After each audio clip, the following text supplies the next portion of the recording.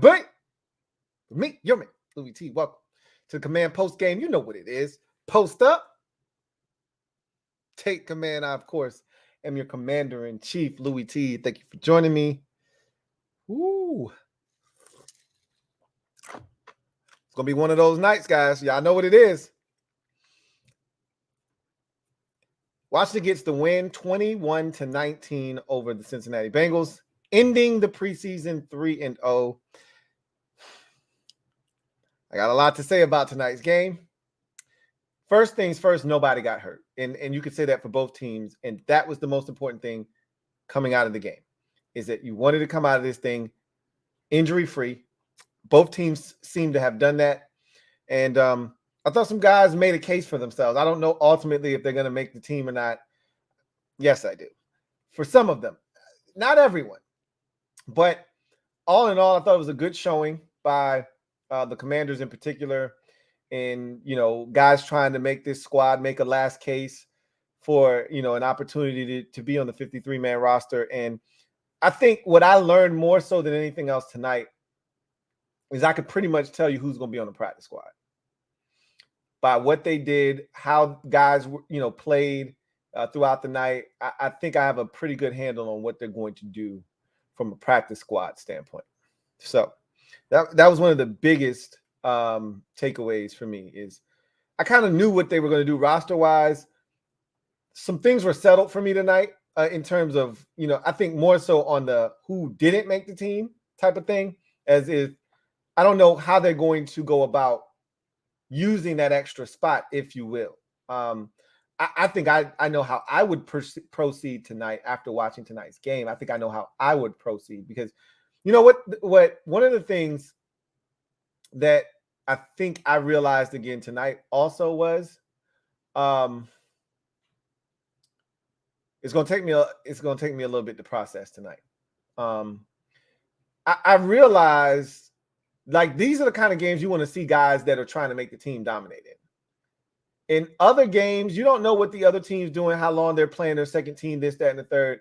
You're going to get a pretty fair assessment of what's going on tonight because it's all backups against all backups for the most part. Yeah, and across the league, you'll see some teams played their starters for a possession maybe or two at the most.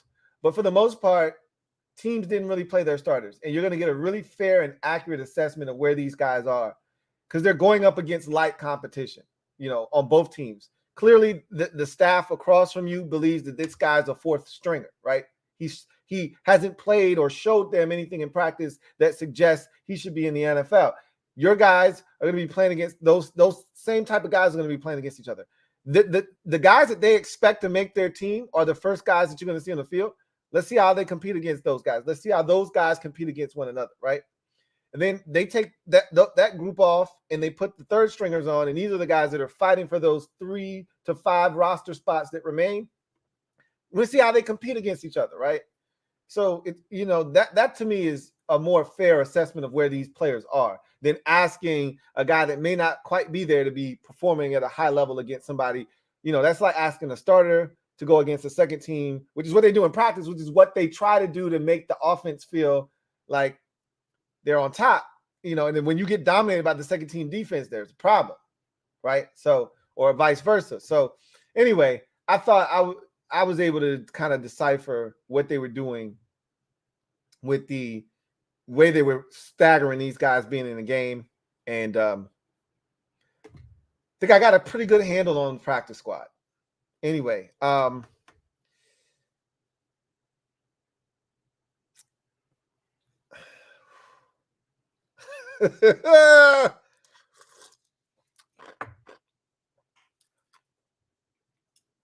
think some guys made a really good, strong case for themselves tonight. Really do, but that's no here nor there. Let's get to the game itself, and let's get in more in particular the players, right? So, I told you guys in the video yesterday that the guy that stood to gain the most in tonight's game was Kaz Allen. Let's just get straight to the shits. I told you Kaz Allen had the most to gain. But in saying that, and this is my fault for insinuating this, but not actually conveying this to you. In standing to gain the most, you also stand to gain to lose the most, if that makes sense. The reward is high, but so is the risk. And I told you guys, Kaz Allen had to make every single right move. Forget about him as a receiver. I lied about that part too. He needed to come out and play well. And he couldn't have played worse tonight. There was the one return at the very end, the kickoff return, that was pretty nifty. It doesn't erase all the stink from this game from Kaz Allen. He's just not ready. And the good part about it is he went undrafted, so nobody loved him enough to spend a draft pick on him. And he hasn't shown anything in the preseason to make a team feel any different about him. He's not going to be snatched up from anybody around the league, and I think he's pretty safe on the practice squad. But like I said, I got a pretty good handle on who they're going to have on the practice squad. He's one of those guys. So Dax Milne, we talked about the severity of his injury. How bad was it?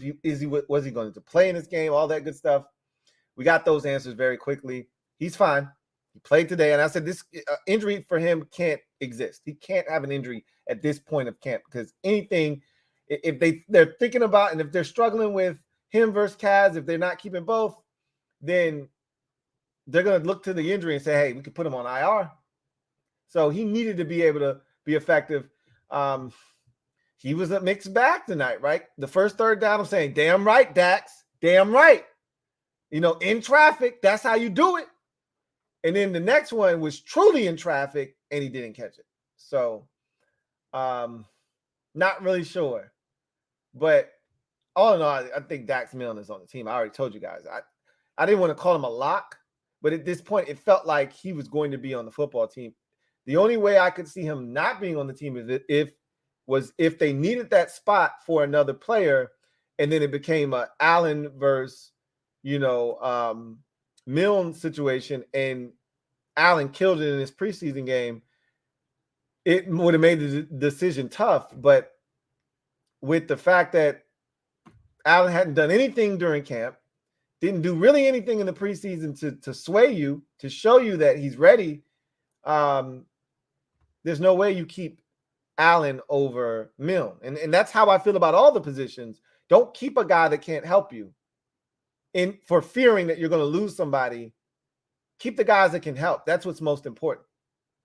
So I think Dax is going to be fine when it's all said and done. In this particular game, I know a lot of people, and I'm human, just like the rest of you out there. So I know how you're thinking. I don't necessarily agree with you, but I know what you're thinking. Mitchell Tinsley earned a roster spot tonight. That's what a lot of you come away from this game saying. I told you guys before we even got to camp, as a UDFA, Mitchell Tinsley is going to be the most polished and ready to go receiver of the roster guys. All of these drafted free agents that they had. There was Jalen Sample, Bryson Tremaine, obviously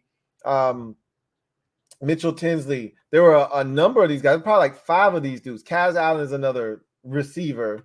I think there was one more guy as well. Of all of those players, I said he's the one that's most ready to contribute. He's the one that's ready to step in right now and make the football team. So we went through the UDFAs. I had a whole series on that, and I told you this is the guy that I think is going to turn some heads at camp, and he has. He's been really, really good. And tonight he got open. Now I don't know how he got open as he did. Obviously, as you saw with us, we had a busted coverage for a touchdown. When you got third stringers, fourth stringers, guys that may not even be in the NFL on, in these games, shit's gonna happen.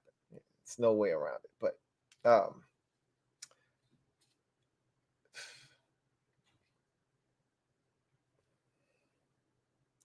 so those type of things are gonna happen when you have those kind of players out there. But he got open really, really bad on the first one. Now, that was a great move on the part of Mitchell Tinsley to spin. Like, that's Tanner-esque, right? Tanner always hit you with that late spin and then creep into the end zone. That spin and then that second effort to get in, that was awesome to see him finish that one off. Had another touchdown where he's wide open. I didn't see the replay on that. I don't know if there was a replay. Obviously, there was a replay on him getting in the end zone. And again, this booth, which wasn't as bad tonight. So the bar was low, right? After last week, the bar, it was hitting the floor after 2 weeks ago, rather. The bar was on the floor. So there wasn't really any way they could be worse than what I told you it was one of the worst, if not the worst telecasts I've ever seen. And obviously, I've been watching football probably since the age of 6, maybe, five into the age of 6. So, like, seriously, what are we talking about here? So, I wanted to see the replay with Tinsley to figure out how he got that wide open. And they kept just showing him diving to the pylon. So I never really saw if was there a double move? Was there another busted coverage? Did he just beat a guy? Whatever the case may be. He had 2 big catches. He was fantastic tonight. And a lot of people are going to come away saying he needs to make the roster. I still say no, he doesn't need to be on the roster. I don't think he's done enough to warrant someone snatching him away from Washington. Again, it's not like he just gave a dude some work. He sauced somebody up and got open, and created 5 yards of separation. It's nothing. He's done nothing special to this point. First game or the second game. They know what they've seen in practice. We know what he's fully capable of. But again, much like Kaz Allen, he went undrafted for a reason. That means 32 teams simultaneously said, hey, there's a better option than Mitchell Tinsley. No one thought enough of him, nor Kaz Allen, to say, hey, we need to draft that guy right now. Forget about all the other positions that we may need guy. He's too talented. Let's draft him. That didn't happen in the 5th round, 6th round, or the 7th. So unless you go out and wow people, they don't know what you're doing in practice. Unless you go out and wow people in the preseason where there's actual footage, unless you got a guy in the building spying, sending you practice film, you don't know what he's doing in practice every day. So neither one of those dudes are getting snatched up. Mitchell Tinsley's not getting snatched up. He's not going to, I don't think he is going to make the team. I still don't. And I don't think, and I told you that before in the game, yesterday's video, I didn't think he was going to make the team no matter what he did tonight. And he almost had 2 touchdowns, but he'll be on the practice squad. And I think he'll get there safely as well. Just so we're clear on that. I think he'll get there safely. So,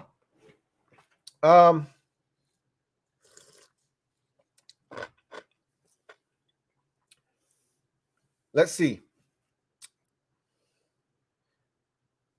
So one of the mistakes Chick Hernandez made, and this is the problem when you got a 2-man. Well, this is what happens when the second guy in the booth is relying too heavily on the first guy in the booth. Because when you do that, if he makes a mistake, then you're going along with the mistake. You're complicit in the F-up instead of you veering in the right direction and leaving him out there to dry and figure it out for himself. Like, if the play-by-play guy attributes a tackle to the wrong guy and he made a tremendous play, it's your job to realize that he effed up the name, veer in the other direction, and get the name right as you reinforce what he just said by telling you what the guy just did, right? If the play-by-play guy messes the name up, you got to go as the color commentary and the analyst, and you got to say the right name, not correct him, right? Don't make his mistake obvious, but say the right name and reinforce that this is the guy that actually made the play. And obviously the play-by-play guy will catch on. If he knows he made a mistake, he may have subconsciously just said somebody else's name, whatever the case may be. I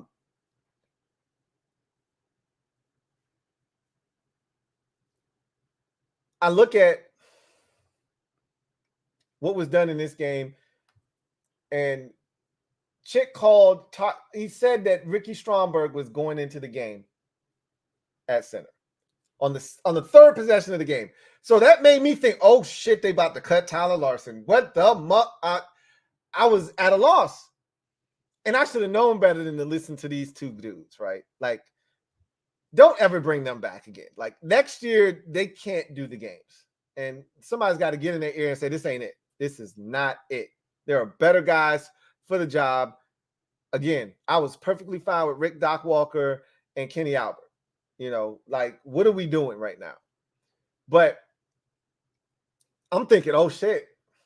They about to cut Tyler Larsen and put him on the practice squad. And then, because I had given you what happened was I didn't do a really good job of conveying I didn't do a good enough job of conveying what I wanted to say at offensive line, how I thought it would play out. And I was wrong, actually. So the first team offense, I got 4 out of the 5 positions right. Gates started. I didn't have him starting. I didn't think he would start, being a veteran. But the entire interior needed work. I knew they were going to play 2 young guys, Cosme and Sadiq Charles. But I didn't think they were going to play Gates, and they did. So, but I got the tackles right. And then I told you exactly what would happen. I said after and it was only a possession. Now, I told you after Jacoby Brissett leaves the game, but he stayed in for like 3 or 4 possessions. But after the very first possession, Cornelius Lucas, Sam Cosme, and Sadiq Charles all came out. And they inserted the guys that I said they would, Chris Paul, and they got this wrong. And Logan Paulson said, yeah, Aaron Montero and all these guys are getting ready to come in. And I'm like, bro, Aaron Montero ain't even close to coming in the game. Of course, he wasn't thinking because they took out the 2 guards, and obviously it's Chris Paul and Ricky Stromberg. And they assumed Ricky Stromberg was going to be playing center when he came in the game. And so Chick Hernandez announces Ricky Stromberg coming in the game and Ricky Stromberg in. And B. Mitch says, yeah, Ricky Stromberg coming in at center. I think, or it was, it might have been Chick who said it. One of them said it. And I'm thinking, oh, shit, Tyler Larsen about to get cut. And then I see them line up on the ball, and Larsen's in the game, and he's at center. And, of course, Ricky Stromberg's at guard with Chris Paul. I'm like, this is the lineup I thought they would put in there. And I'm like, if they go straight to Stromberg at center, that means they're trying to get Larsen the hell out of here. But I don't think that's the case. Larsen was in the game at center. Stromberg was at guard. And that it remained that way for, I want to say, up until the third quarter, midpoint of the third quarter, is when they took Larsen out. So in my estimation, Larsen's on this football team. Stromberg, we know, is on this football team. But I think there's a chance that they could drag Braden Daniels onto the team. But they're going to have to trim off some fat somewhere else, right? We'll talk about that. We'll get into that. So, I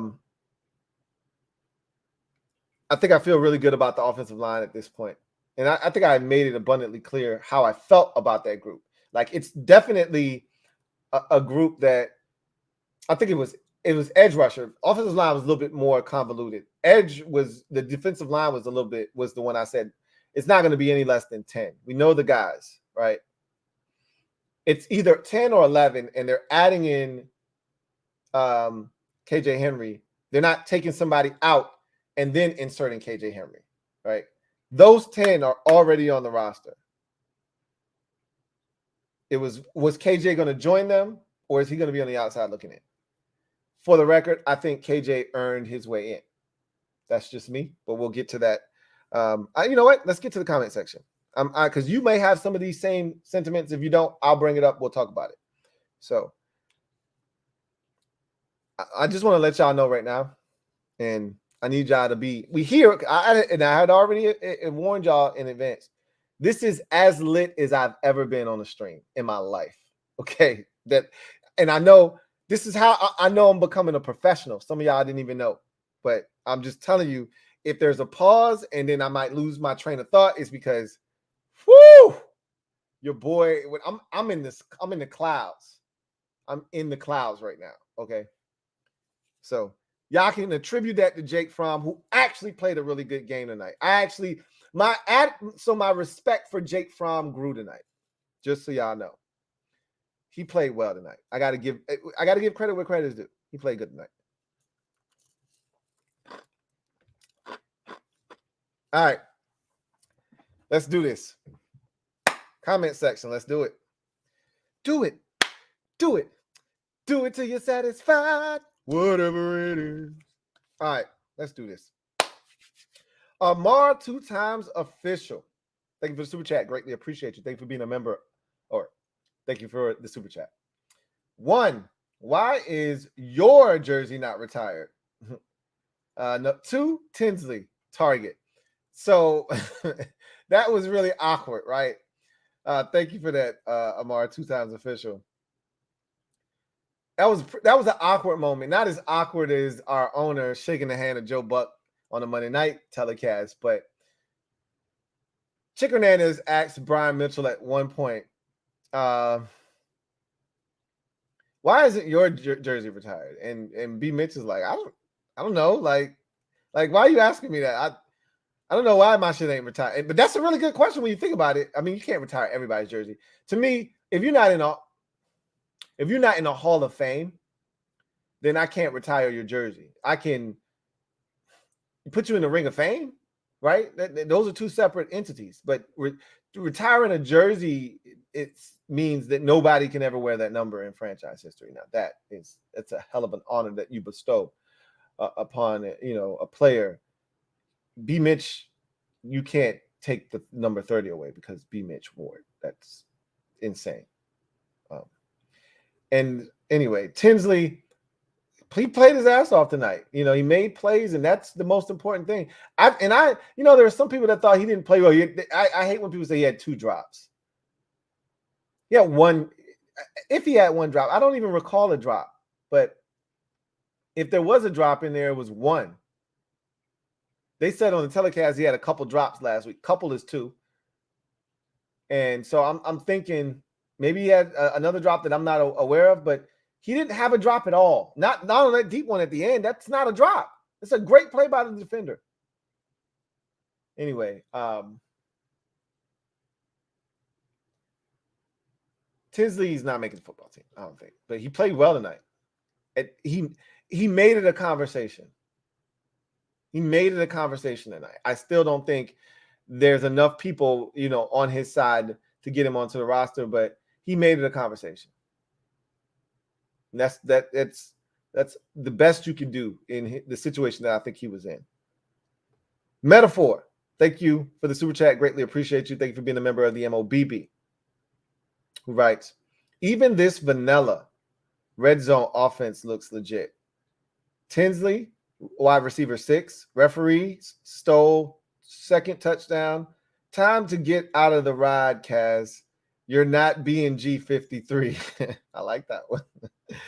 Like 21, I'll say JP making the squad. Okay. I thought he was, of all the running backs tonight, I thought, and Gore showed some good things that I've seen. And Rodriguez looked good, but of all the backs I just thought he was the guy that looked, really poised and, looking to make a statement. He just didn't get enough touches, honestly. He came in the game relatively late, which means they're going to cut him, which we already knew. That's not a surprise. I know a lot of y'all are thinking with your heart, not your head, and that's okay. I'm here to be the rational one and let you know they don't give a shit about your affinity for Jared Patterson. He's just not making the team right now, period. So, and I think they've put him in a box already, personally. That's why you continue to add running backs. Because without Chris Rodriguez Jr., Jared Patterson probably is on this roster. So, like he was last year.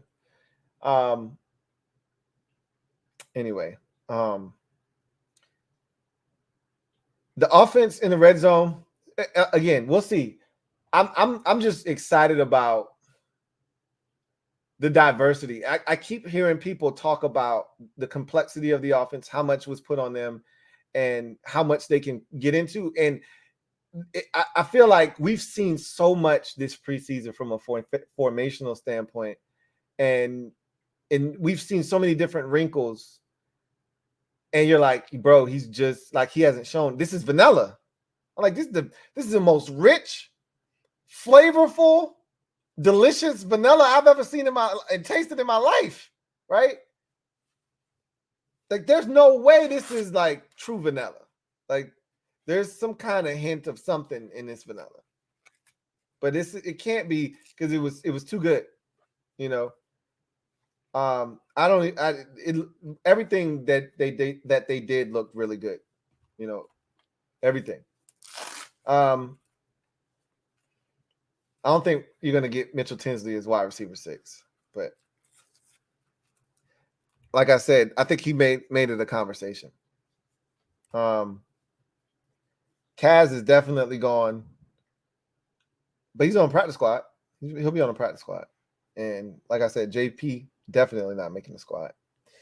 Anyway, Heavy K, thank you for the super chat. Greatly appreciate you, Heavy K, Commander fan. Writes, chick and these wrong names in college is killing me. You know what, Heavy K? Let me add something to that. In Chick's book, every dude is a rookie. Everybody was the first year pro out of. I'm like, talk about. Brandon Dillon, this is his first year in the league. He a rookie? Okay. Gotcha. All right. One of our linebackers made a play. It was I think it was one of our linebackers. He been with us. No, Will Bradley King, as he called him. Will Bradley King. First year pro out of Baylor. Okay, William Bradley King, first year. Yeah.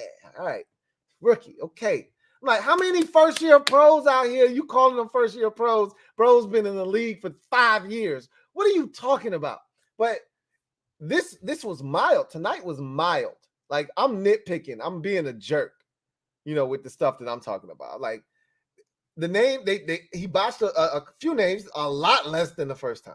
So, the first telecast against the Browns was an E-. This telecast was probably like a D+, maybe. Is it D+? Or maybe just a strong D. But that's a pass. You pass with that. You can get by with that, right? Anyway, Heavy K, he pumped out a couple of wrong colleges too, because Mitchell Tinsley was from Stanford. He mixing him and Bryson Tremaine up. So, and he knew he was from Penn State, but he did it multiple times. That's why I got to chop you. You know, that's when I gotta say, all right, bro, I can't give you the benefit of the doubt. Timothy Santiago, thank you for the super chat. Greatly appreciate you. Thank you for being a member of the MOBB, who writes, keep Dax and Tinsley. Unfortunate game for Kaz, but his confidence was shaken after those drops. Rodriguez is locked to RB3. Yes, he is. And I gotta do it Barry Horowitz style.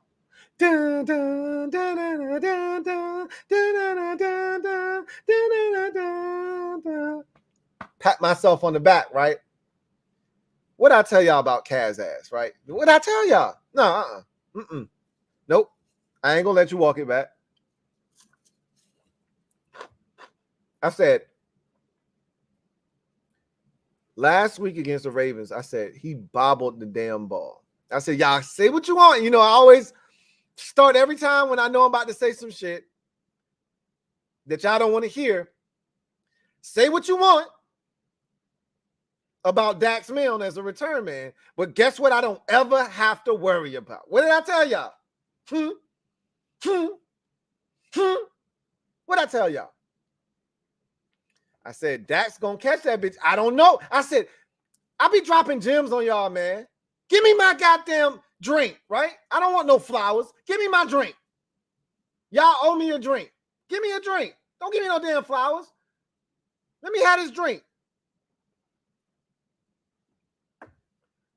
What I tell y'all about Kaz Allen not fielding punts in college? What did that tell y'all? I said, look, don't ignore this shit. This means something. Man got all these kickoff returns. They trying to find ways. You trying to find ways to get this man touches. You're not going to put him on punts.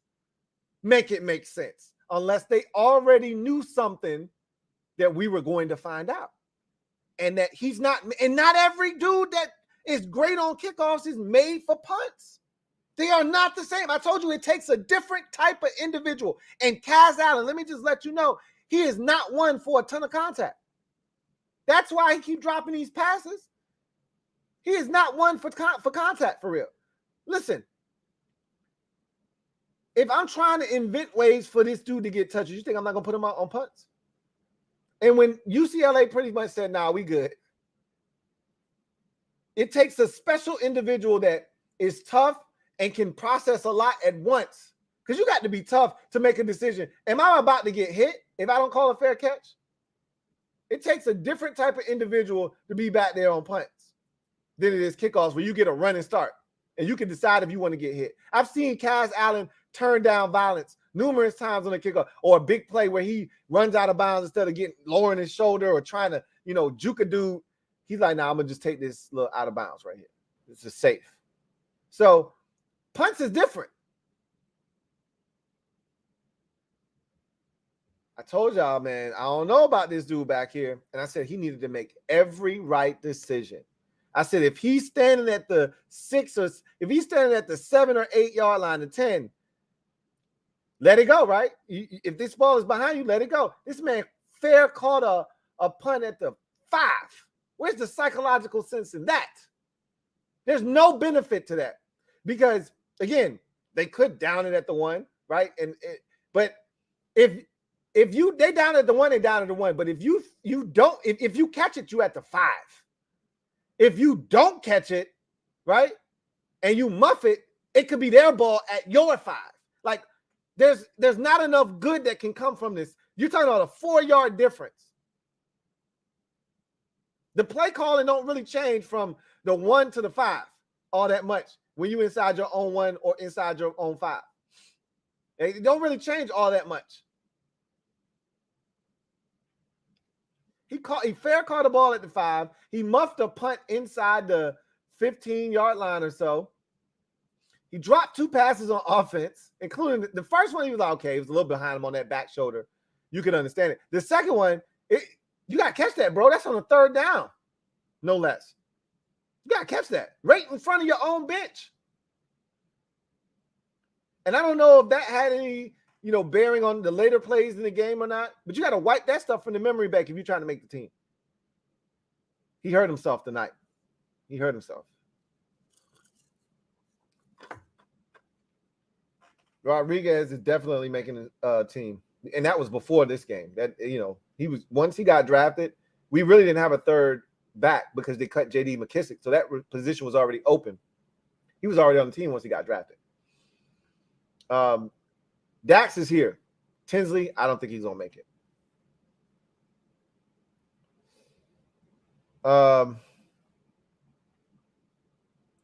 Heavy K, Commander fan.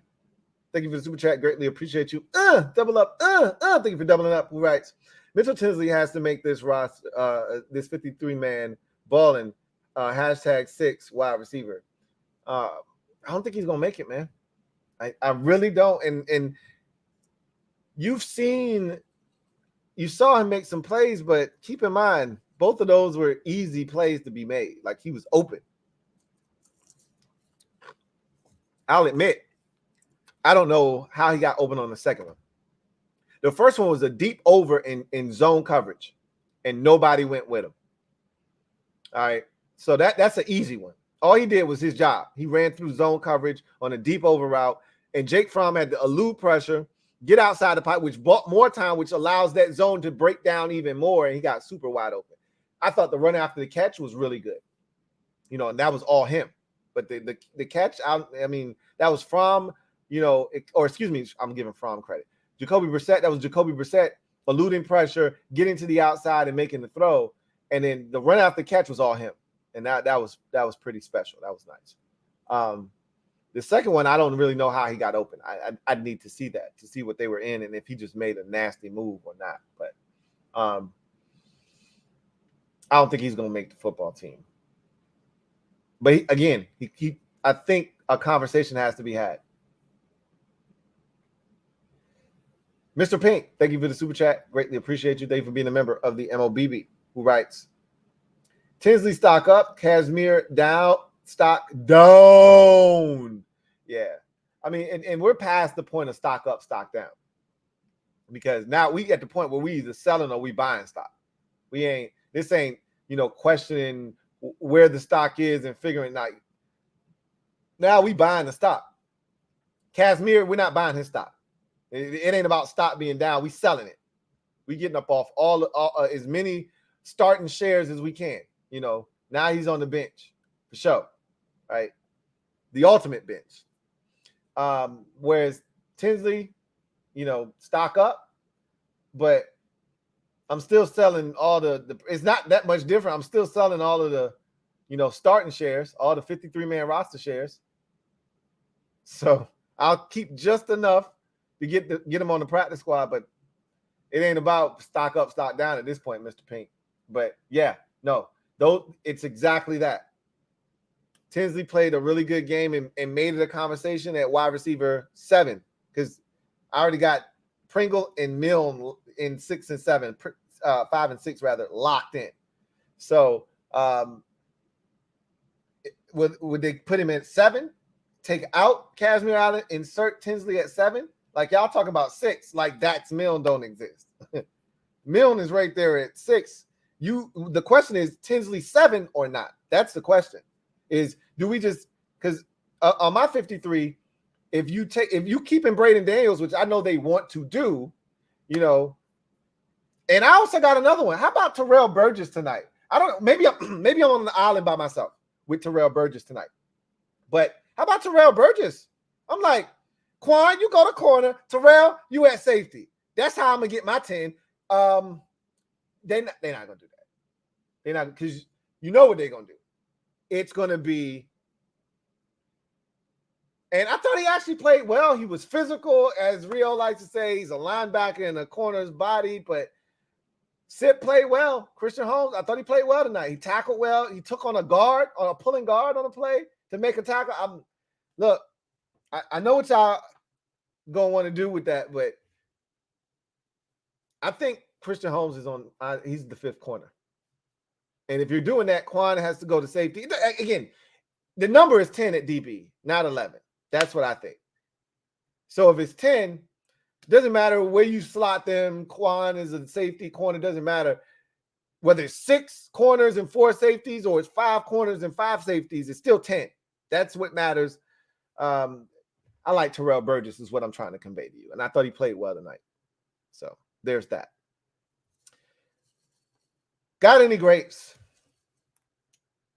Thank you for being a member of the MOBB. Y'all know what it is, mob. Stand up. We always in the building. Member for 24 months. Wow, 2 years. I got to bow to you. That's love. 2 years, man. Got any grapes, right? What up, Lou? What's going on? Got any grapes? 2 years. 2 years, man. Cheers. Cheers to the 2 years, man. Been some good times. Some of the worst of times. But as somebody once told me, somewhere in between, reality falls. It was I don't remember what it was. Jake Fromm trying to get that Andre Jones 00 as well. Nah, Jake Fromm is still Jake Fromm. But he gained, like I said, he gained a little bit of respect. But again, the ball was low. It wasn't touching the ground like it was for the Chick Hernandez, Brian Mitchell broadcast, but it was pretty low. The Jake Fromm bar is pretty low. So he didn't have far to go, but he did gain some respect tonight. But no, he's still in my book, he's still Jake Fromm. Now, after seeing him in this preseason, I'd say if he was pressed into action, I'd be like, he can execute the offense. He'd be like, I think he could morph into like a Todd Collins, a soft tosser that just is very aware where the ball's supposed to go. He doesn't strike me as that timing and rhythm guy quite yet, but he's still young in his NFL career. So, but he's one of those type of guys. I could see him morphing into a quarterback like that. Andre Jones, he might get the double O. Just making the squad ain't going to get you the double O.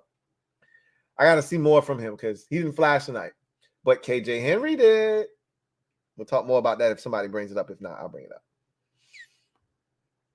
Jason Fios, thank you for the super chat. Greatly appreciate you. Thank you for being a member of the MOBB. My guy, Jason, writes, what's up? What's up, Lou? What's up, Jay?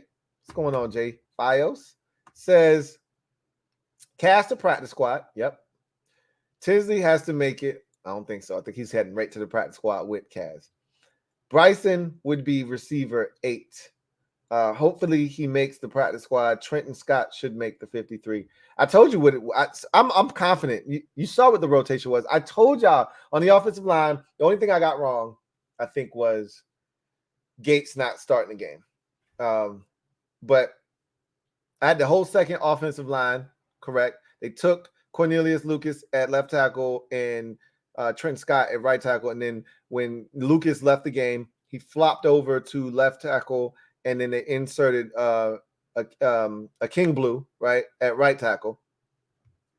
And you saw Chris Paul and Stromberg come in and Larson at center, right? Now, I don't know if my third lineup ever happened where they, put Ricky Stromberg at center and all of that stuff and shuffled the offensive line. I don't think that ever happened, but I think I nailed the offensive line in my mind after seeing how everything played itself out. I think I got the offensive line, but we'll see. Trent Scott's making this football team. I already told you, I'm going to rant if he does it. He's making this football team. He's done everything right. He's making this football team. Rich, been a member for 24 months. Mob, y'all know what it is, Rich. My guy. Been a very, very loyal supporter, man, and one of the mods as well. My guy, Rich, says 2 years. Cheers to 2 years. It's been a glorious 2 years, but not for the team. But it's been glorious. Appreciate you. Jarrett is a lot. It's belt to ass season, Lou. It is. Jarrett is not a lot. For the practice squad, yes. I've stressed this. He can play in this league. He's an NFL running back, Jarrett Patterson is. NFL. I just hope he gets to realize his potential here and not somewhere else. He's an NFL running back, and he's going to play well for somebody. All he needs is an opportunity. I mean that in the most sincere way.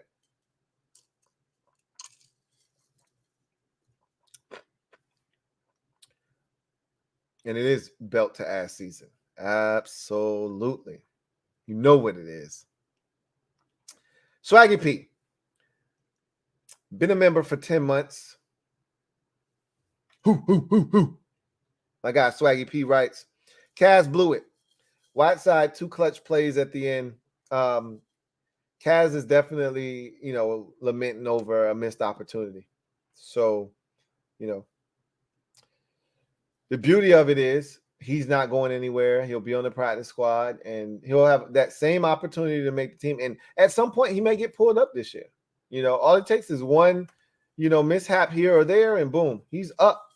So he could see the field this year in some capacity, but I think they really would love to wait until next year on him. I think he just would really benefit from a year in the NFL practicing and just getting better. But, we'll see.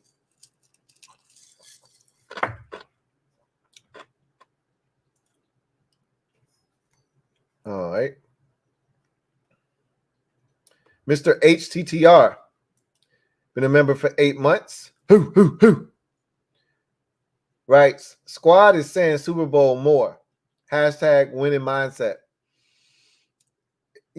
Like you heard Cam Curl talk about it on the sideline. He didn't say anything crazy, but in saying that,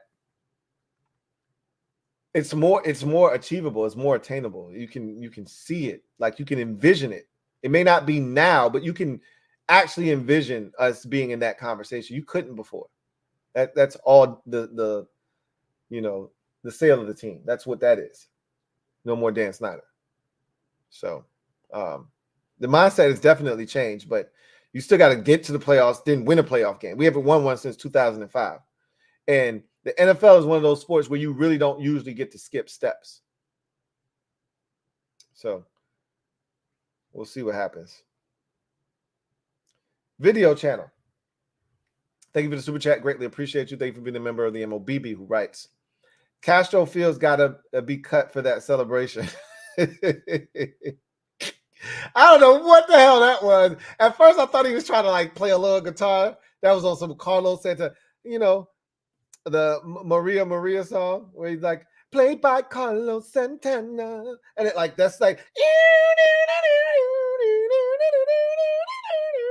like, I don't know if that was that kind of guitar, right? But I don't know what the hell. Then it looked like he was doing like a DX chop with it. I'm like, bro, what are you doing right now? And are you trying to get a penalty? Like, what are we doing right now? Stop doing it. Whatever you're doing, stop doing that shit. Okay. So yeah, I actually like him. Like I thought he played well tonight. I probably think he's more, deserving of an opportunity than a lot of you do out there. But the back shoulder he was right there. It was great coverage. He didn't make the play. He stuck his hand in there and everything. I thought that might have been pass interference down on that left sideline, down by the goal line on that deep ball. But they were both using their hands, like pushing in each other and all that stuff. So they let it go. And he did turn and look, and he did actually get his hand in there and knock the ball away. So I think they might have cut him a break. But I like him as a player.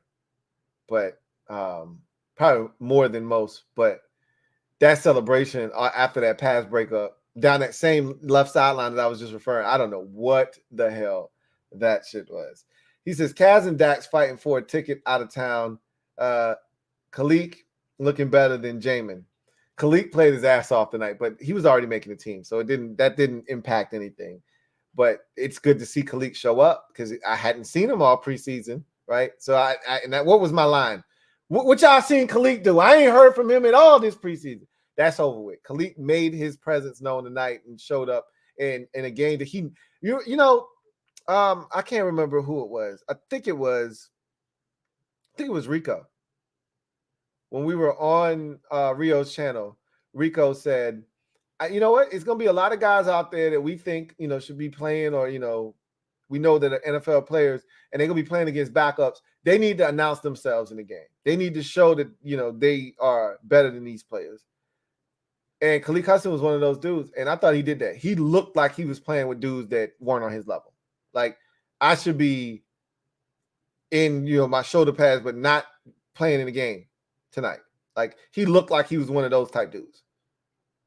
So, good for him. But he was already making his team anyway. I don't know about him looking better than Jamin, but we'll see what happens. That's funny. Map22. Thank you for the super chat. Greatly appreciate you. Who writes, don't know if you remember it, but a few years back, we'd always get to preseason weeks 3 and 4, and this one running back named Matt Brown, of course I remember Matt Brown, would always break off some 50-yard touchdown with like 150 yards, and he never made the team. Yeah, of course. That was Jay Gruden's favorite running back. His favorite running back that never actually made the team. He loved Mac Brown. Now, I remember being so excited for Mac Brown in 2017 when we not 2017. Yeah, it was 2016, 2016 when we were making a playoff run late in the season and we were blowing the Bears out and Mac Brown got in the game at the end. It broke off this nasty like 60-yard run. And I was so happy for not just Mac, but Jay, because that was Jay's boy. I was so happy for Mac Brown because he never, ever, like you say, never made the team, right? So hearing you bring him up is crazy because I was literally thinking about that maybe like 3-4 weeks ago. That's crazy. Of course, I remember Matt Brown, man. And that I was thinking about Jared Patterson when you said that when I was reading the comment. He was he never broke off at like a 50-something yard run, but he's like developed this kind of cult-like following in this fan base. Like, people really rally behind Jared Patterson, wanted to make the team. And every time, like, look what he did last week. I thought he looked very similar today. Probably had the biggest run of anybody in the game from a run standpoint. And he just makes plays when he gets opportunities. And you just feel like he should be getting an opportunity, but he's not going to make the team again. He made it last year, though. It's not like with Matt Brown, I don't think he ever made the team. Jared Patterson made the team last year. So, anyway, I digress. Of course, I remember Matt Brown. Cruising 26. Thank you for the super chat. Greatly appreciate you. Who writes, hello, future basement dwellers. Big Blue. Hey, I got a damn broom and dustpan in the kitchen with your name on it, bro. I mean, I'm going vaudeville, mime on your ass with the damn broom and dustpan. There's going to be a look. Every year there's an NFC East team that I literally put in this category of we got to beat their ass. Like, I'm not saying we don't got to beat the other ones, but they at the top of the list. For the last 2 years, it was the dang on Eagles, and every year probably before that, it was Dallas, right? But it would be those years where we ain't beat Philadelphia in 3 years. This just it's got to stop. We got to beat them. That was 2020. We didn't beat Philadelphia in like 2 years and 2.5 years. Like they'd beaten us 5 or 6 games straight. Like, this just got in. I'm sick of it. They're not that much better than us. We got to beat them. And then Ron got here, and I said, they're going to dedicate this first game to Ron, and they're going to win because he had the cancer and all of that stuff. And we were down 17. Y'all know the story. 27 unanswered points. They beat Philly. And 2021, the Philly fans were talking so much trash. I was like, because we got Wentz, or not 2021, 2022, rather. Excuse me. It was Philadelphia again because they were talking so much trash because we got Wentz. And we know how that worked out in week 3, but we got them back in 10. But that wasn't with Wentz. But I said all of that to say this. You're on the shit list this year. You're in that box. You're the team in the NFC East that I want to beat this year because I'm sick of Daniel Jones. Like, he's not that nice. And I know y'all finally got weapons and all of that shit. And I'm not going to lie. When he got out there, they went right down the field with Darren Waller being a big fixture in the offense. I don't give a shit. As far as I'm concerned, he's been getting off the hook because we have had lackluster play at the quarterback position. We got one now. We coming to bust y'all ass, and I want both of them. I don't want y'all to win shit against us this year. I want both of them. I don't just want one. With like Philadelphia, I'm satisfied. Just give me one. Home, away, I really don't give a shit. Just let me get one of them things. Right? Dallas, same thing. I want both of them, but just let me get one. I ain't going to be greedy because I know we don't sweep Dallas. Let me just get one of them. I'm looking to sweep your monkey ass this year, Cruising 26. Just know I'm coming for your monkey ass. Ready or not, here I come. You can't hide. I'm gonna find you. And I'm telling you right now, I got a broom, and we're going to sweep it slowly. Anyway, coming here talking about basement dwellers. We was last year. It's a new year. We ain't talking about last year no more. You know how somebody be like, why you always bringing up old stuff? We ain't talking about that no more. We on the new thing. It's 2023 now. We ain't talking about 2022 no more. We ready. Red Wings 01. Thank you for the super chat. Greatly appreciate you. Who writes? Ship.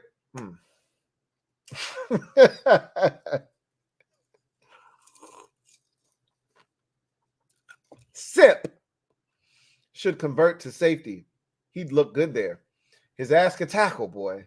I don't know if he's good enough in space to be a safety, meaning change of direction, that sort of thing, because he already struggles with that. You put it on a much larger scale. I don't know. I mean, usually that's what they do with slow, corners moving to safety, but slow corner being instinctual, and then you still got to have quick twitch fibers and be, quick rather than fast, right? You can move quickly in short spaces. I don't know if Sip can do that. He's more of a linebacker, but you can't move him in the linebacker. He's 205 pounds. So he's a cover 2 corner is what he is. That's what he's supposed to be, a cover 2. Just problem is Nobody plays cover 2 in the NFL no more. This isn't 1999. This isn't 2003 with the Bucks and Monty Kiffin. Nobody plays cover 2 because you can't get away with that with the athletes on the field right now. You can't do that. Abel Ambrosio. Thank you for the super chat. Greatly appreciate you. Thank you for being a member of the MOBB who writes. The players that stood out, in my opinion, were Gore, Whiteside, and Whitaker. Did we find our CB5? By the way, LT is lit. Cheers to 3-0 on to week 1. Yeah, I am.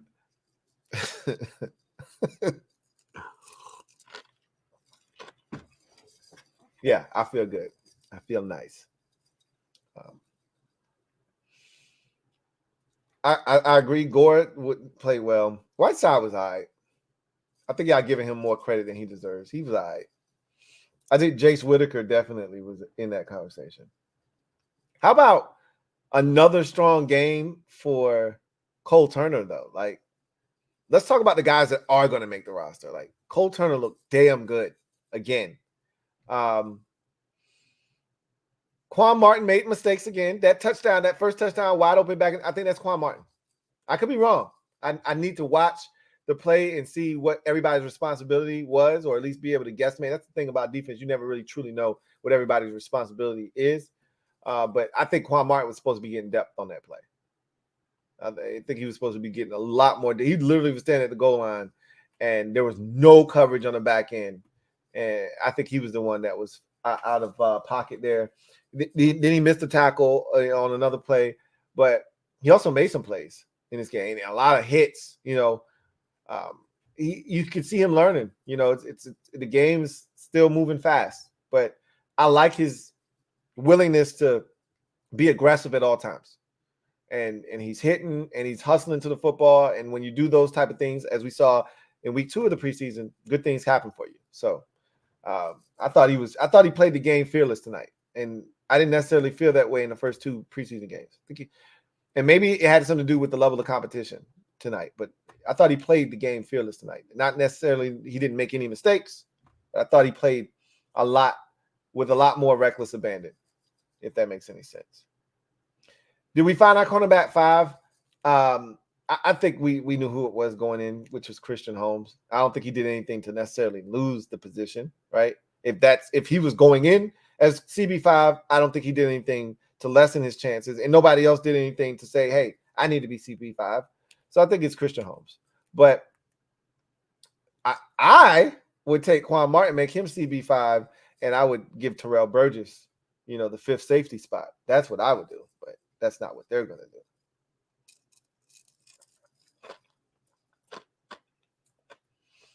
Heavy K, Commander fan.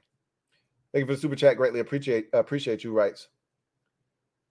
Chick, Colin, Tinsley, Tremaine, both from Stanford. Yeah, I talked about that one already. Like, he was definitely mixing those 2 up. Chick was he was special. Like, I would recommend they don't do that again. That's my recommendation. You only got to pay me. I'll be a consultant firm for you. You only got to pay me. You need a new booth. Fix it. Red Wing 01. Thank you for the super chat. Double up. Thank you for doubling up. Who writes? Actually, I have to tip my cap to Jake Fromm. He made me eat my words.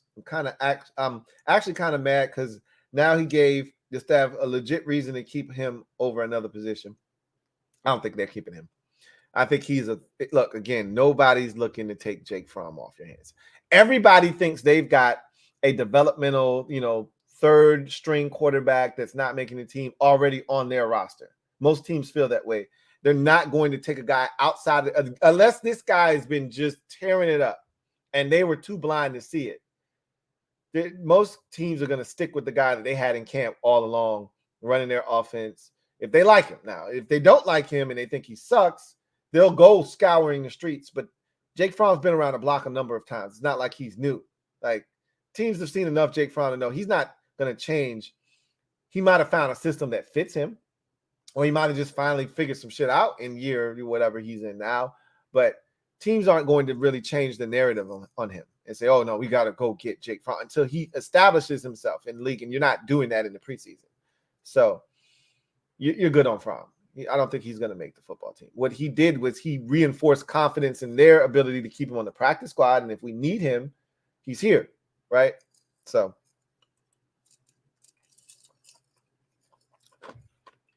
I'm not eating anything with Jake Fromm. I just will give him credit. He played really well tonight, and I've said that already. Kevin Bailey, thank you for the super chat. Greatly appreciate you. Kevin writes, "What's up, Tipsy Lou? I'm good. Can we talk about EB giving us a taste of what our red zone O is going to look like? Seist. P.S. What's in that cup? Laughing about. Wouldn't you like to know?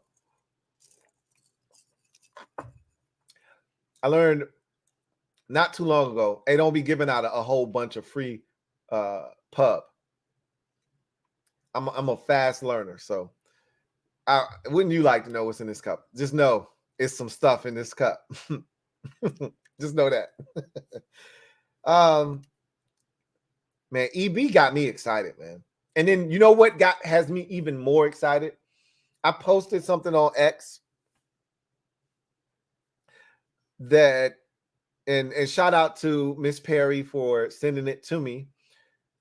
It was an interview, it was like a snippet of an interview with, and I talked about the quote that he had on that day one of joint practices before he had the foot injury. Of course, I'm talking about Ravens Pro Bowl corner Marlon Humphrey. And he talked about, in that quote, he said that Sam Howell looked really comfortable at quarterback. And there was a podcast that he was on recently, and he talked about the joint practices and that first day and how he felt about the Commanders. And he had some really flattering things to say about the offense. And EB is like, yo, they gonna be all right. Like, the shit they was doing was really interesting. Like, I'm gonna just say I really like what they're doing. Like, he was almost at a loss of words because he was trying to find the way to describe it, but he, and he said of Sam, he didn't, we thought we could rattle him. We thought we could rattle him, and we thought he was gonna look, a lot like a rookie. He looked, better than what we thought he was gonna be. He was a lot more poised and comfortable back there than we thought he was gonna be. They're gonna be all right this year. That's pretty much. And I got a friend, one of my best friends. When he say "I," when something's "I," like you be like, "Yo, hey, how was that Avengers movie?" He was like, "Hey, that Jake's all right." It's like his word is "all right" for everything, but you gotta interpret what level of "I" is it. Because if he say, "Man, that Jake all right," that means, hey, this is fire, right? Like, you got to go see this. If he go, man, that Jake was all right. All right, I mean, it's okay. If you see it, I wouldn't tell you not to go see it. I'm not recommending it, but I'm not telling you that you would be wasting your money. Just it's up for interpretation, right? And then if you like, I mean, yeah, that Jake. It's all right. I wouldn't recommend it. It was trash. Like, I wouldn't waste my money on that. That's up to you, though. You can still go if you want to, but I wouldn't. It was garbage. He sounded like one of those dudes. Like, when I don't really want to, like, I always say that females will compliment each other all the time. Like, they have females aren't haters necessarily. I'm talking about as adults, not like in middle school, like when females are definitely haters. I'm talking about as full-blown adults. Females ain't haters. Dudes are haters, right? And so a female will compliment another female. And, like, oh, girl, your nails are cute. Who did your nails? Whatever, stuff like that, right? Nah, dude got swag, and you like, yo, the kicks he got on his feet, them shits nice, them shits is fire, right? Like, but you ain't gonna compliment him, though. You ain't giving him no love for real. You might be like, yo, them janks is all right. Like they all right, right? Because you got to stay manly with it. They all right, man, like, or whatever. You know what I'm saying? Like, somebody be like, yo, what you think about them shits Derek had on? Man, shit's all right, man. You know. Nah, you already know them shits is fire, but you ain't giving him no love like that. That's kind of how he said it. And I interpreted it as, hey, look out for the motherfucking Commanders this year. That's how I interpreted it. So I'm excited about EB because he got people we practicing against saying, hey, this shit look different. And it's only one other team is doing it like this in the league. And they just happen to be the defending Super Bowl champions. Let that shit sink in. We only doing it like one other team in the league. And that team played in the Super Bowl last year and won it.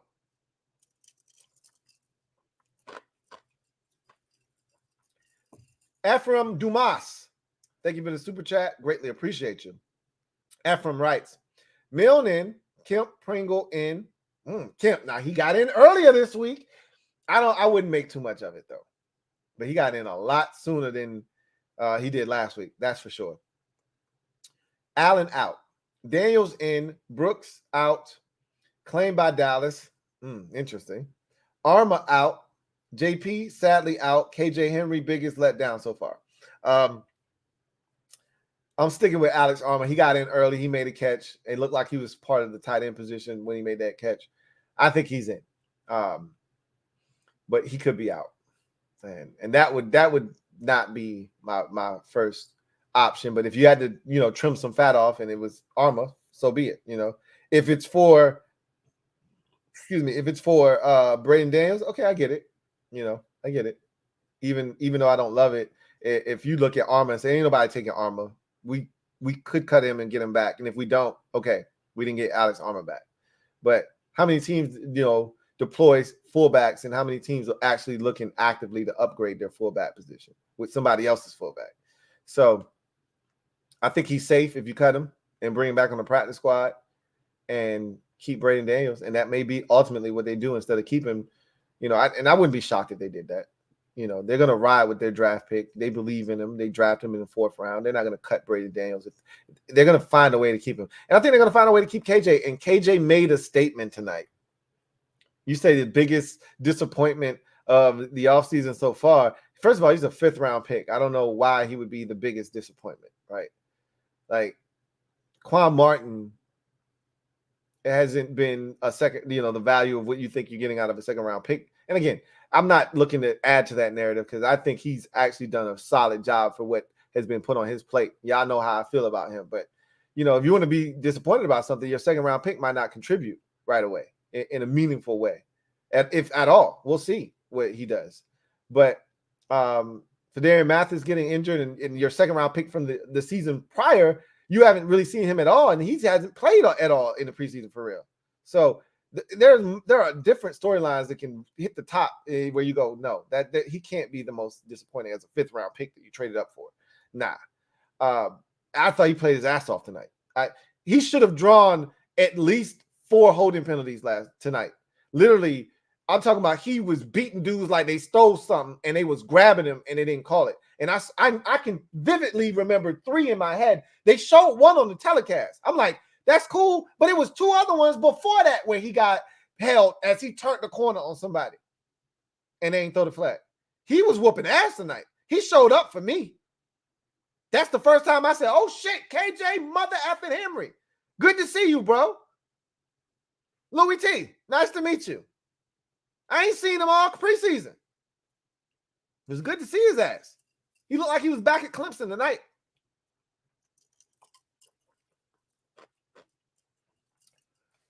Mr. Pink, thank you for the super chat. Greatly appreciate you.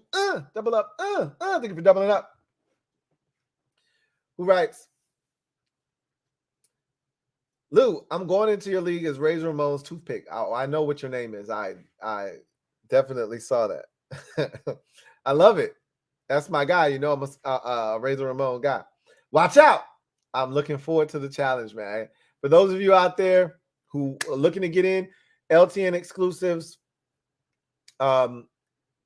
I think down in the description, the link is in there. If not, I did a video, LTN exclusives. Click on that.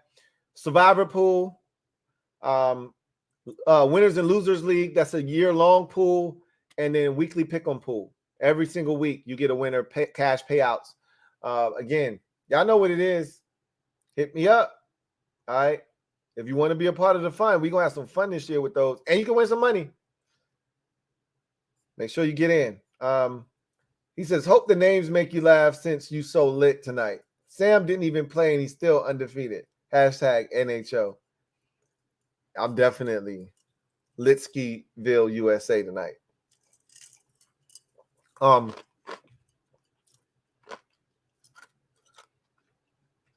so happy we finished the preseason 3-0.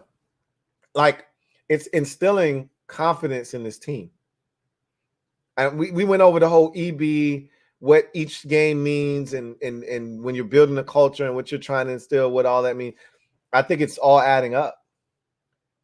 I think it's adding up to a massive ass whooping in week 1 for Arizona. That's what I think it's adding up to right now. But we'll see what happens. Hashtag NHO. Y'all know what it is. New how order. Y'all know what it is. William Rogers Jr. What's up? Been a member for 13 months.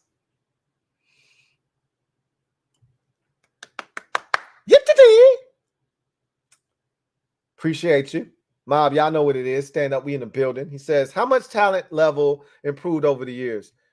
From where we started with Ron in 2020 to where we are now, that shit is almost immeasurable. We can't even figure that shit out. It's crazy the amount of growth we've seen on this roster. And you've been here. You've watched. You know how it's been. But I'd say the jump from 2020 to 2022, I felt like we had turned that corner, right, so to speak, where we went from like this is a trash roster to hey, we average, we are NFL, we are average NFL roster, and we trending towards above average, but we're not there yet. That was 2022 when we got there. I was like, all right, we still got a lot of work to do, but we starting to look like a real NFL roster. If Jahan Dotson, Cole Turner, these guys pan out, and it wasn't Cole Turner, it was Amani Rodgers. It's Cole Turner right now, though, right? But it was one of these dudes. It's always a young guy you felt good about at the tight end position. And so you can see we were turning a corner, right? There was a pulse. And now we've officially turned the corner. And like we are an above average NFL roster. I truly believe that. Like, I don't think like this is the first year I think a lot of us have felt like, yeah, like we're a real NFL outfit from a talent standpoint. We're going to cut some guys that are going to be on other teams' rosters. But I don't think we just literally made it to average. I think we've exceeded it already. Like with the talent that we – like EB was confident coming here, not because he knew he had to leave Kansas City, which he had to, but he also was excited about the talent that was here. And Ron said, we waited on Eric Bieniemy because we looked at their personnel and what they were doing. And obviously, outside of Patrick Mahomes, we looked at our skill set guys. We looked at all the skill players. And we said, we can do what they can do because we have those players. We don't have a Travis Kelce. But they felt like as a group, as a whole, they could formulate 3 or 4 guys to be Travis Kelce. But they had the talent at receiver. They had the talent at running back. Now we just need a quarterback to make it go. Boop, here we go. This roster is night and day different from 2020. And I'll just say that. Spence Collis, thank you for the super chat. Greatly appreciate you. Thank you for being a member of the MOBB who writes, BYU fan, but what is the best case for Dax can do for us? So the best case is, you saw what he did tonight. Now, again,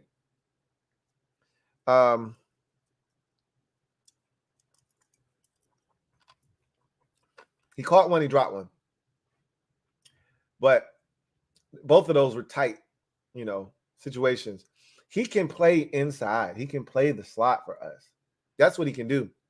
But not just that. I believe it was Ron who said multiple times he can play all of the receiver positions. He's a smart guy. He can do multiple things for you. And oh, by the way, the most important thing Dax can do is field punts. Yep, he stepped out of bounds, but guess what? He don't drop that bitch. And the most important thing is possession. And I can't stress that enough to you. And if you don't believe me by now, if you don't believe me by now, you ain't gonna never believe me. Because I've been singing that song for a very, very long time. You got to catch the damn football. Y'all can sit here and be mesmerized by these little moves here and there. F that. Who gives a shit about that if he don't even catch the bitch first? And I told y'all that. With Kaz, I said, I'm trying to tell y'all there's a reason he didn't field punts at UCLA. I said, last week against the Ravens, he bobbled that bitch. Y'all keep trying to push him off on me, and I'm telling y'all there's a reason. You saw it tonight. And ultimately, give him another year, and he may be ready. Give him another year of fielding punts, getting his mind right, getting acclimated, and he may be fantastic and ready. He's not he's not a finished product right now. All right. Dax can do a multitude of things. Field punts, play the slot, play the X, play the Z, and play outside. He can play wherever. The Y, you name it, he can do it. So, Mr. Yeto, been a member of the MOBB for 16 months. Mr. Yeto. Right. Shout out to you, Lou. Cheers to all the years. Yes, sir. Yes, sir. Cheers. Cheers indeed. Heavy K, Commander fan. Thank you for the super chat. Writes, drinking my eyes low is yours. Enjoy the game in your post game. I already told y'all I'm feeling nice, boy. Feel great. All right. King of the Bluegrass. Been a member for 19 months. Clap it up for the King of Bluegrass, who writes, from what you've seen so far, do you think the offensive tackles can hold out against elite pass rushers enough to be successful? I think that's one of the many unknowns with the offense right now. I think it's the biggest one is, can these tackles hold up? Specifically Wiley. I think Charles Leno will be fine. It's Wiley that I'm concerned about. They're going to chip their ass off on his side. If Leno can hold up, we'll be fine because they're going to help Wiley out. Wiley won't be blocking on the island by himself a whole hell of a lot. They're going to chip his side on the way out. They did it in Kansas City. Don't think EB was unaware of what they were doing to make sure they protect Andrew Wiley. He just knew that coming to Washington, they ain't have shit at right tackle, so Wiley would be an upgrade over not having shit. Okay? So at the end of the day, he knows the strengths of Andrew Wiley. He knows the weaknesses of Andrew Wiley. Don't get the shit twisted. Guess what? They're going to protect Andrew Wiley on that right side. So we're going to be fine. The tackles will do what they need to do as long as Charles Leno gets the job done on his side. And I won't hesitate to pull the trigger on Cole Luke's ass if we feel like, look, this shit is happening on a regular basis. You getting beat, holding, whatever. I wouldn't hesitate to pull the trigger and put Cornelius Lucas in the game. Cole Luke be keeping that shit nice and quiet. And we didn't see it for 2 years now. It's enough of a large enough sample size to know Cole Luke be holding the shit down. I think we can elite. Now, I mean, we see Boza. Who else we see that's elite? Von Miller. Who else? Like, it ain't too many times you're going to see an elite pass rusher. Those are different. Those are special. Michael Parsons might be. That's 2 times a year. Your boy from Kayvon Thibodeau might be. I don't know. We got to see. I'm not convinced yet, but he might be. Those type of dudes, I think they're going to cause problems to our tackles for sure. Like, you can't expect our guys to win against those type of guys. Not consistently. So those kind of guys, yeah. But we don't play a lot of those dudes on the schedule. At least not to my knowledge. So we'll see what happens. Jeffrey Worrell, thank you for the super chat. Greatly appreciate you.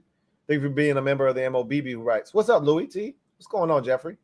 He says, hope all is good. Likewise. He says, I'm back in the whip on my way to DC. Okay. Yeah. I think we got something cooking this season. Keep up the good work. 12-5. Okay. I can tell you this. It feels good. Feels good. And feels good to be back in the whip. Definitely feels good to be back in the whip. I don't know about 12-5, but feels good to be back in the whip. Quentin Ruiz, thank you for the super chat. Greatly appreciate you. Writes, that 2-point conversion play was beautiful. You're talking about the defensive one. That was nice. It was good coverage. And Jace Whitaker had himself a night. He did have himself a night. Oh, wait. That wasn't a 2-point conversion, unless you're talking about the one where Jake Fromm hit Bryson Tremaine when he ran in motion, came back across, and was out open in the flat. That was a touchdown. That wasn't a 2-point conversion, but Washington didn't go for 2, but they did stop one, and I thought that was great coverage by the defense. Nike writes, all right, thank you for the super chat. Greatly appreciate you, Dave, for being a member of the MOBB. Nike writes, I don't know if it's a hot take, but I feel like the offense is going to carry this team other than the defense carrying us. So I wouldn't be shocked if that happens. Remember, I told you with the defense in particular, I've got my concerns. I don't know if they're ready to step up.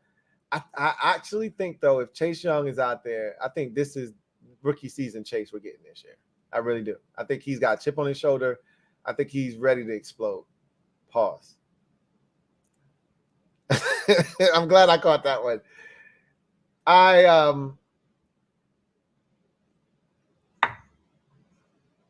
I think we got a situation where guys are going to step up and have a chance to really make this defense. But we got lucky a lot last year. I've already pointed that out numerous times. I don't need to do that again, but I don't know if we can play the kind of defense that is going to be worthy of saying that they carried us again for another season. They got to prove to me in an odd year, because the even years they've been dominant defensively. The odd years they've struggled.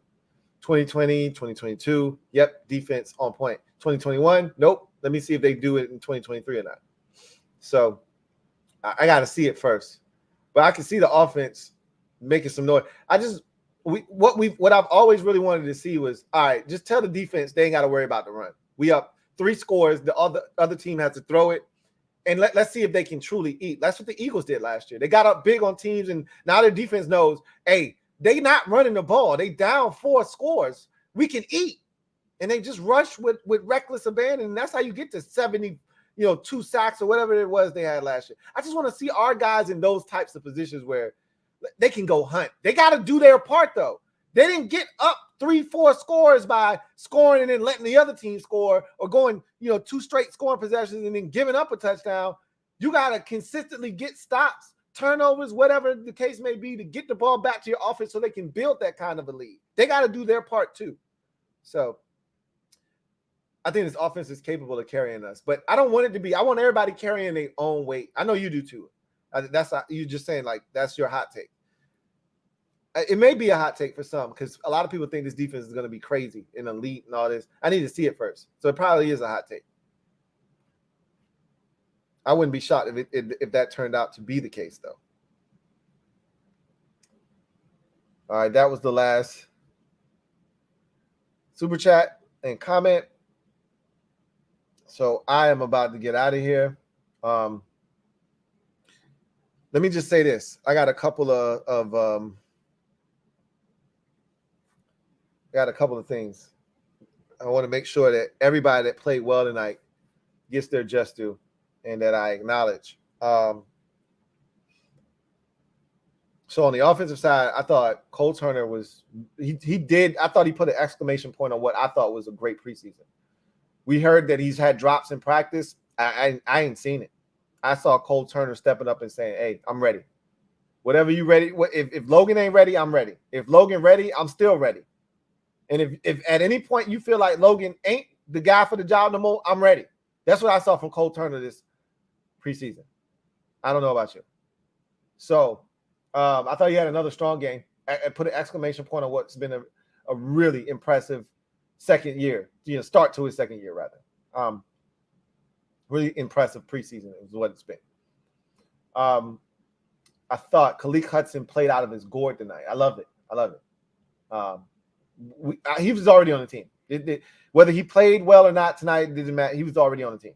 So that was never up for discussion. I think he just said, hey, I don't know if y'all remember, but I finished the year strong. I just wanted y'all to know I'm here. And I thought he made sure he put a period at the end of I'm making this roster. Not an exclamation point, but I'm making this roster, period. I thought that Christian Holmes didn't do anything wrong tonight. Like, he didn't make any mistakes. He was physical, made a great tackle. After a pulling guard got a piece, I thought he just said, hey, I'm here. Don't forget about me. No punctuation at the end of that, but hey, I'm here. Don't forget about me. I think he's CB5. Let's see if anybody else stood out with the early guys. Offensive line was good. No complaints up front. Everybody did their jobs. I felt like that was some good. I thought Chris Rodriguez played well, ran hard, had that big run called back, holding penalty, Chris Paul. You can't have that, right? That's the first. Somebody had said that Sadiq Charles got called for a penalty. I missed that. Maybe I missed that. And maybe it was like offsetting, or there were 2 penalties on the play and he got called and I just missed it, whatever. You can only pick one. They didn't pick his. But Chris Paul I know he got flagged tonight for holding, and that was a big, like 19-yard Chris Rodriguez run or something like that. So that's unfortunate, but I thought he looked good. Chris Rodriguez looked real good. So shout out to him for, after the fumble last week and all of that, you want to bounce back, play well. I thought he did. I thought Jacoby Brissett played well,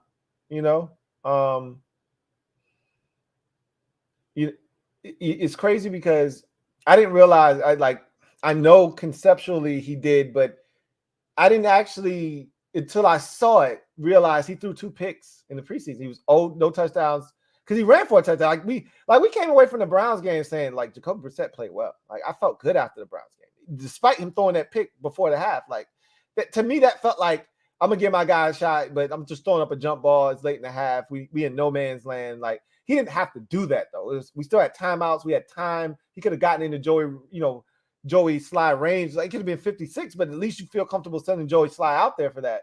He didn't even give him a chance, right? But whatever. I wasn't tripping. We got the turnover with Percy Butler, and it was, whatever it was left on the clock at that point. It wasn't a lot of time, right? So I wasn't really tripping.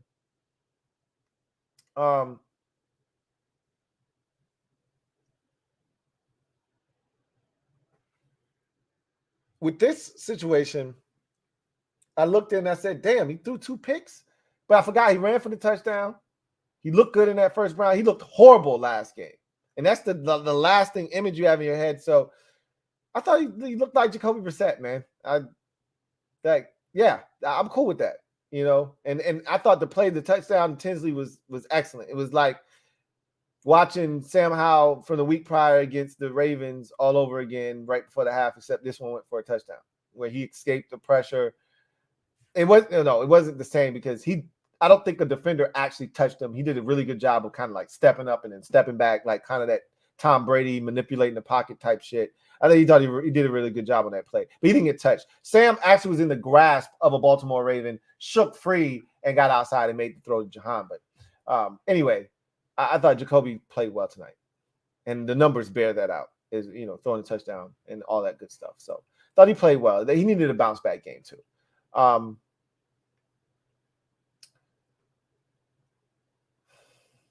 Mitchell Tinsley. Let's go ahead. Now we can get to the next wave of dudes.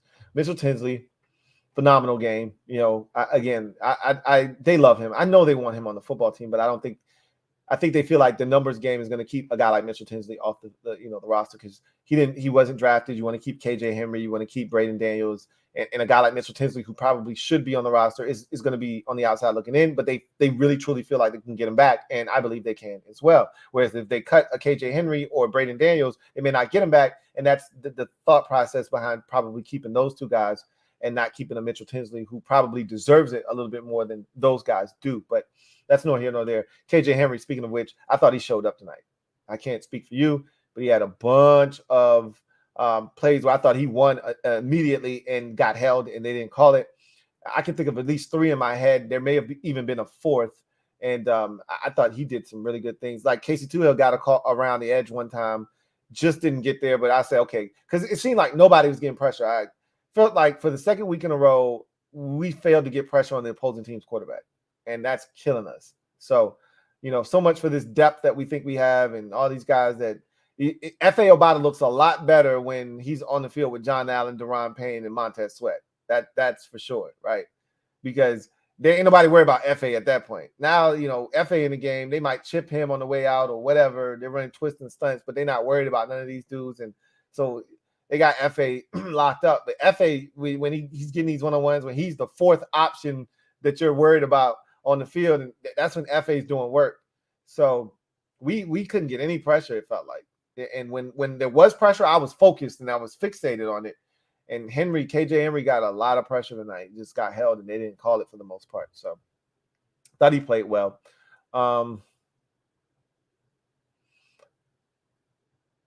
Kemp made a catch. Arma made a catch. That was good to see. Jake Fromm played really well. I got to give him credit. Jake Fromm played really, really well. I thought the offensive line, for the most part, played really, really well. There was, one sack in the game between the two teams. I don't know if we sacked the Bengals at all. I know Fromm went down once. So the offensive line played for the most part. Both teams I thought was pretty good. And there was not a lot of pressure on either team's quarterback. I thought that there was a level of reckless abandon that Quan Martin played with tonight that was quite refreshing. Thought he was physical. Thought he looked a little bit more sure of himself in coverage. He still had a brain fart on the touchdown, the initial touchdown, but I like the fluidity I saw him play with. I thought he looked a lot more loose tonight, not as tight.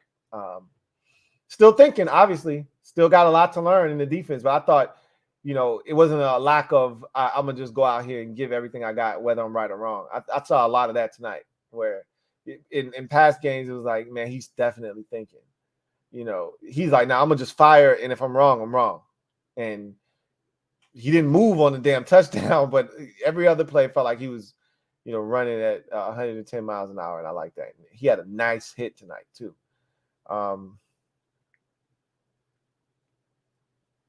William Bradley King played well tonight. Yeah. I need to bring that up.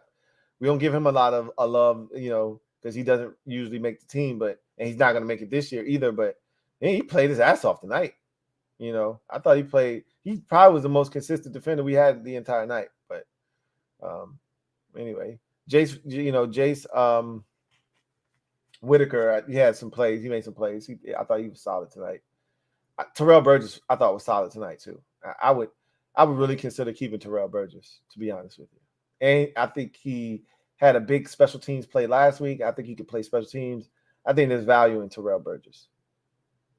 So quickly, I'll give you the guys that I think are going to make the practice squad, and then we can get out of here. So let me look at the roster, because I don't want to leave anybody out. I'm going to look at the roster real quick and give you all these practice squad dudes, because I think, what is it, 16 now, right? 16 practice squad guys. I'm going to just go through position by position and get this knocked out. So we're going to start with the wide receiver position. Bryson Tremaine is on the practice squad. That's one. See if we can fill this thing up. Mitchell Tinsley is on the practice squad. That's 2. Kerrick McGowan is on the practice squad. That's 3. Marcus Kemper's on the practice squad. That's 4. All right, we're moving on. None of these tight ends are on. Curtis Hodges, I actually like what Brandon Dillon did. He had a tackle on special teams, and he caught a touchdown pass. But I don't know. I might go with him over Curtis Hodges. Tell Curtis Hodges, KO ass, keep Brandon Dillon, and keep it pushing, honestly. But anyway. Let's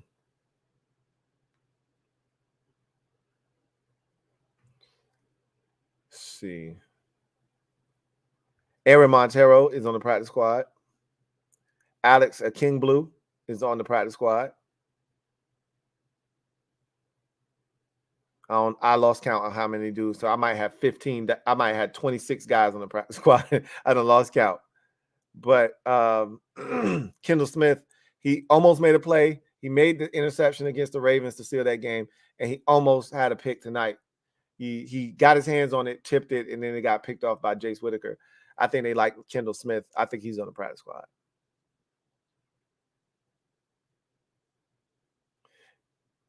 I think Terrell Burgess has a serious shot at making this football team. I really think Kaz Allen's spot is going to Terrell Burgess. And let me take that back. I think Kaz Allen's spot is going to KJ Henry. I think KJ Henry's making this football team. And I wouldn't be shocked if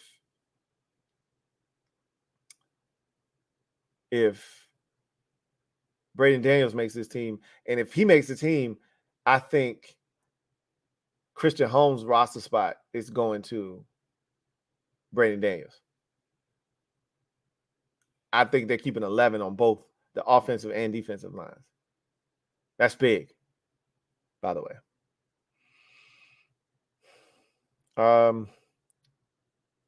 Damn, I love Jonathan Williams. I don't think he's making the practice squad, though. He got to make the practice squad. He got to. If he don't make the team, he got to make the practice squad. Got to. Jared Patterson, got to make the practice squad. Derek Gore played his ass off, but I don't think so. If Alex Armour don't make the team, that means somebody else made the team, but Alex Armour on the practice squad. But I got to make him the team, so. Jake Fromm on the practice squad for sure. Mason Brooks on the practice squad for sure. I would say Milo Eifler on the practice squad for sure. Let's go through this offensive line. If I haven't already. Okay.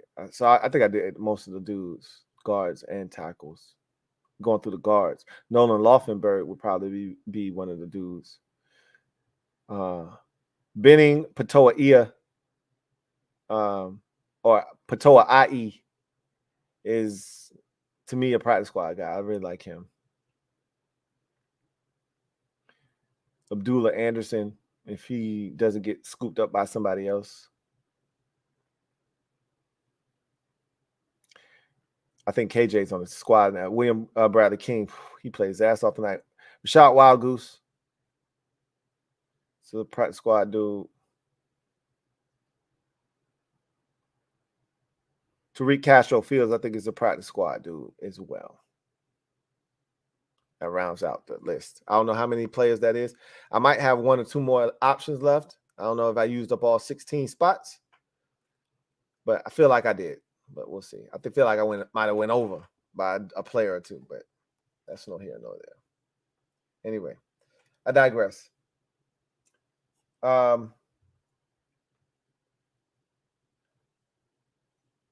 So I thank you guys for joining me. Feel like, give me 1 second.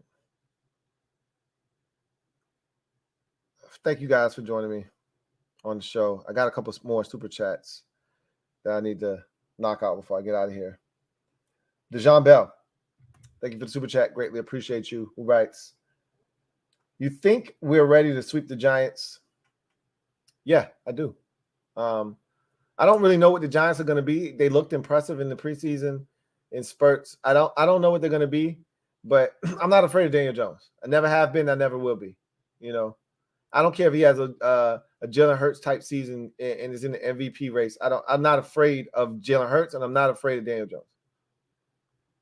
Every time we play them, I think I got a shot. And I'm not afraid of Dak Prescott either, for that matter. I'm not afraid of any team's quarterback in this division. So you damn right I think we can sweep the Giants. We should have swept their ass last year, if we being honest. We were dominating the beginning of that game. We just ain't no damn points to show for the shit. And then one play, a sack, forced fumble, recovery for a touchdown, changed everything. Like, we were up 6-0. We were dominating that game. Like, you can't tell me shit. We should have swept the Giants last year. We dominated them in New Jersey last year. Dominated them. Especially the second half. We were up 10-0 in that game, and it should have been 14-0 if Taylor Heineke doesn't throw a damn moon ball over the head of Logan Thomas. He'd have walked in the end zone. 14-0. But even still, we were up 10-0. And then the defense just fell the hell apart. So, and if Heineke doesn't get sacked the first possession of the second half and fumble the damn football, and they recover and they score a touchdown, they probably don't beat it because they didn't do nothing in the second half. Yeah, we ready to sweep their ass. You damn right we are. I don't know if you was expecting me to say something different, but yeah, we ready to sweep their ass. They do for one. C Trill, thank you for the super chat. Greatly appreciate you. C Trill writes, liked how EB still allowed the offense to work down the field with only 16 seconds left in the first half. Scott Turner would never. So, okay. All right. So, all right, here's what I got to do. Let me go back for a second and make sure I didn't miss nothing. Yeah, see, I knew I was missing some supers. I don't know why they didn't show up in my comment section. I don't see those. I knew I was missing some, though. All right, it didn't show up in my StreamYard. Let me try it one more time.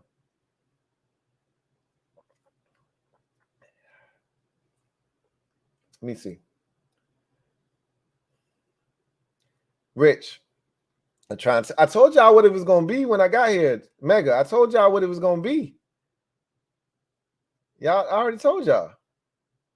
That won't no court, Mega. See, y'all think y'all know stuff. Y'all don't know nothing. You don't know nothing?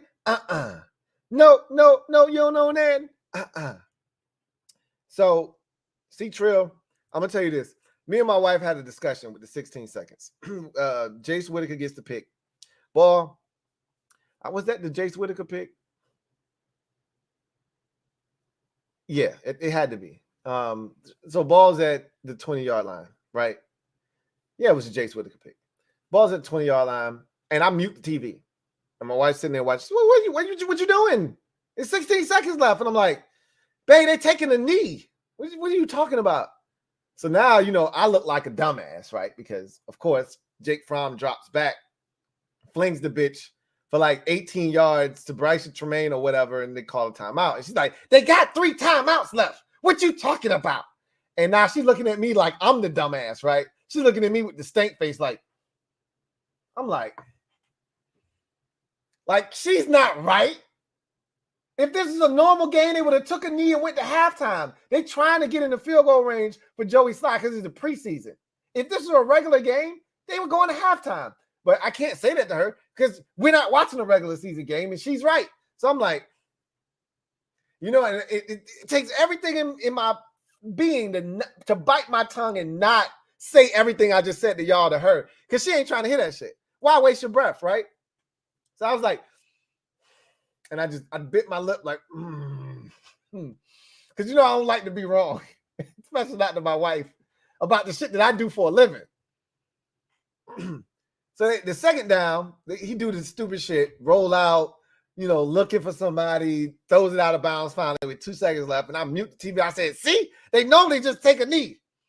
And so the last play, they ran a draw or whatever, and I told her they're gonna run a draw to the running back. It's over now. You can't get nothing out of it. I didn't like that with 16. I mean, I do in the preseason, but to your point, we would have gone to half if Scott Turner was here. I think that might have been EB just saying, hey, why not? Let's see if we can get it. We got 3 timeouts. Let's see if we can get in the field goal range. But it didn't happen. But I know this much. If we get the ball back with a minute and 2 seconds left, we ain't going to be looking to run the clock out like we were in previous years, where we just happy to get to halftime. Okay? We're going to stay aggressive at all times, and that's refreshing. It goes back to the Jay Gruden days. Jay was pretty aggressive. But even more so than that, we're going to be Chiefs aggressive. Now, F that. We got 3 timeouts. We got a big leg kicker. Let's see if we can get in the field goal range. Yes, it's 26 seconds left. They just scored a touchdown. They wrestled the momentum from us. Let's see if we can't get that shit back in 3 plays. Like, with 3 timeouts, they're going to be on that shit this year. Anyway, I got a couple of super chats here that I, for some reason, can't see.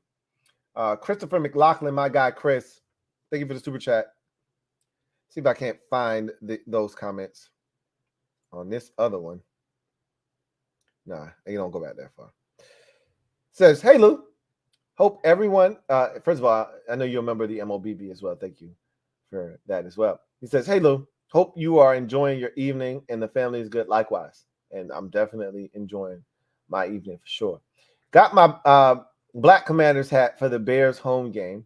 How many extra wins do you see? Do you think Bieniemy's play calling will help us this season? Now, I think the offense will be accountable for probably anywhere from 2 to 3 wins by themselves from previous years where we just didn't get it from the offense. But how many of those games overlap with the defense not doing what they did in previous years?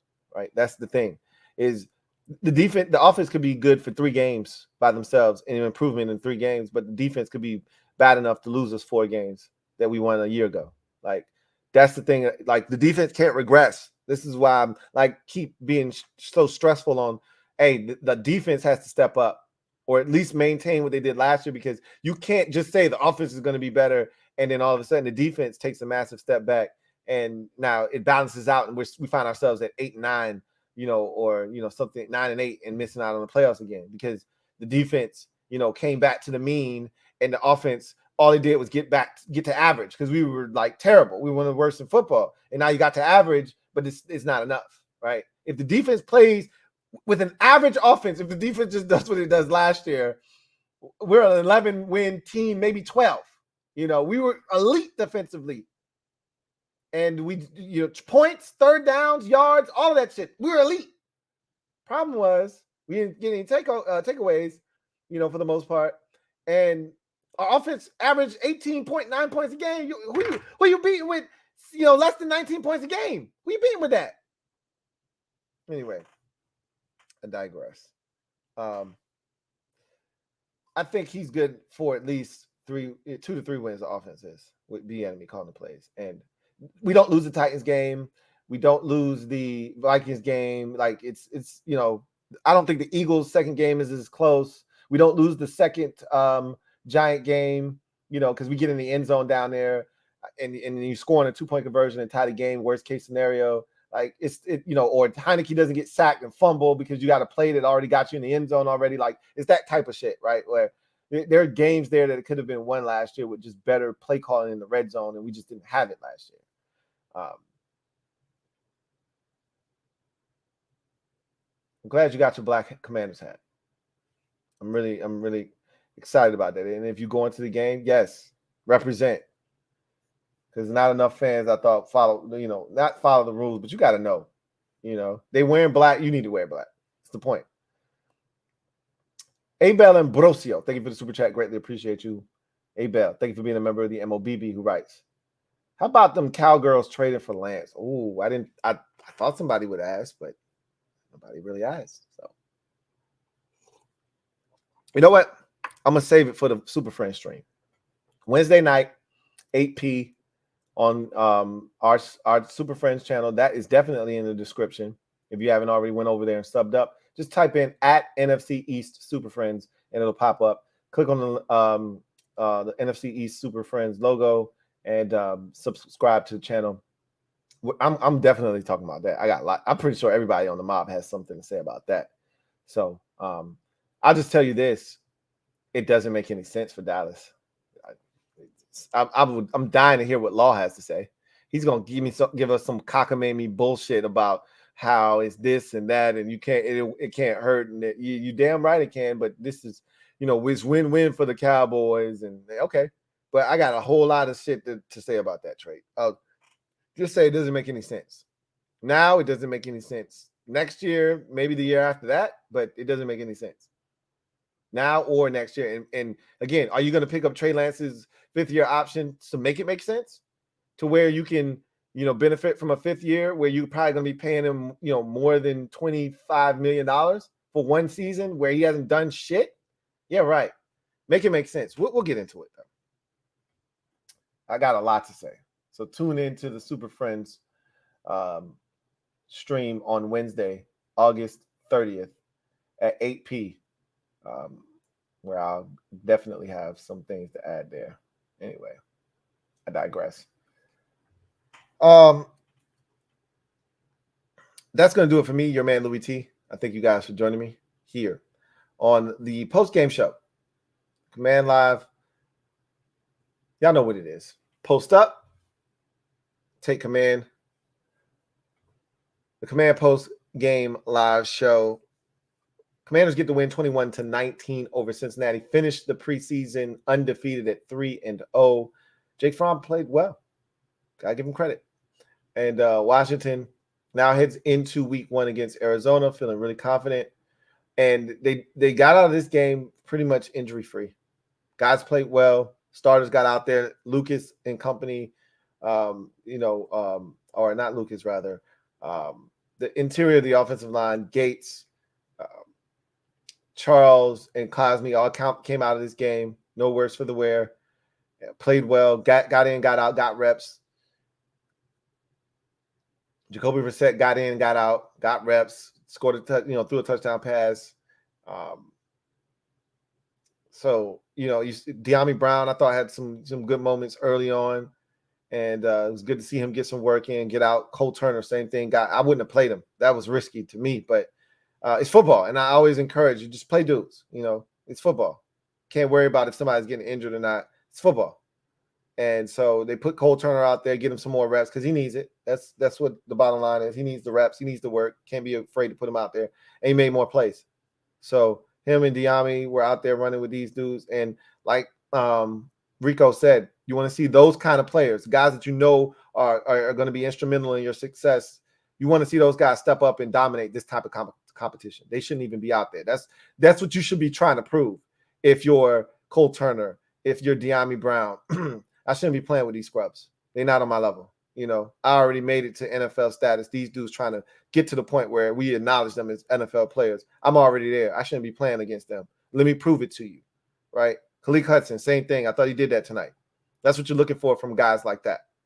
And even offensive linemen, they kept it nice and quiet. That's what you do when you got somebody inferior in front of them. You dominate him, keep him nice and quiet, and they did that on the interior of the offensive line while they were in there. So, all those guys that played that probably shouldn't have been out there, didn't need to be out there, but needed to work, they showed that they were better.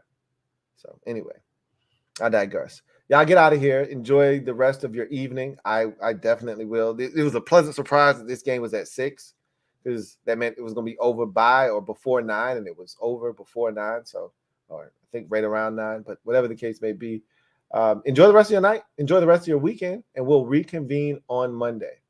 I'm going to enjoy the rest of my night. Cheers to everybody out there. Appreciate y'all joining me. Until next time, y'all have a good one. God bless. And as always, good night. Louie Tee Network.